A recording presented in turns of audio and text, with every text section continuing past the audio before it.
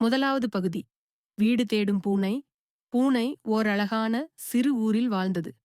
ஆனால் அவள் வீடு பழையதாகி மழையில் நனையத் தொடங்கியது. அவள் ஒரு நாள் சொன்னாள், எனக்கு ஒரு புதிய வீடு வேணும். நல்ல வாசனை வரும் சமையலறை வேணும். அவள் தனது அன்பு நண்பர்களிடம் உதவி கேட்கப் புறப்பட்டாள். முதலில் முயல் அவளுக்கு ஒரு புல்லாலான வீடு காட்டியது. இதுதான் என் இல்லம், நீயும் இதுல இருக்கலாமே என்று பூனை சொன்னது. நாய் வீடு அடுத்து. நாய் அவளுக்கு ஒரு ஓடு வீடு காட்டியது. இதுதான் என் ஓட்டு வீடு, பட்டு பாடலாம், ஓடலாம்.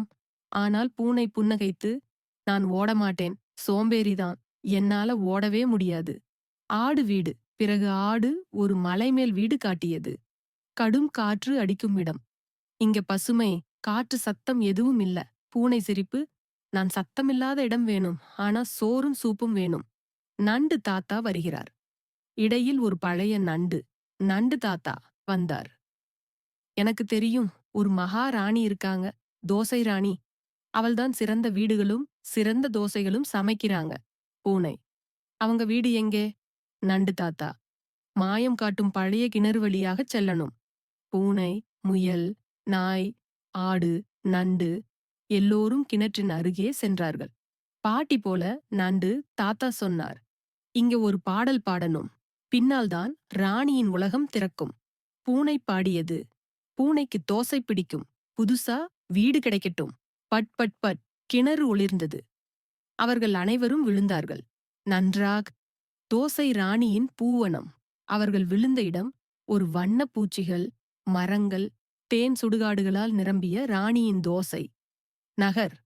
தோசை ராணி வந்தாள். பன்னீரோடு தோசை சூடாக வைத்தாள்.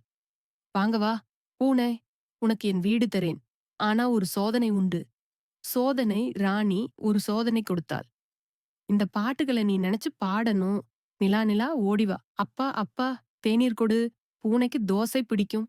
பூனை துள்ளி பாடினாள், எல்லா வண்ணங்களோடும் இசையோடும். ராணி, சூப்பர், இப்போ நீதான் என் புதிய தோசை அரண்மனை வாரிசு. இறுதிப் பகுதி.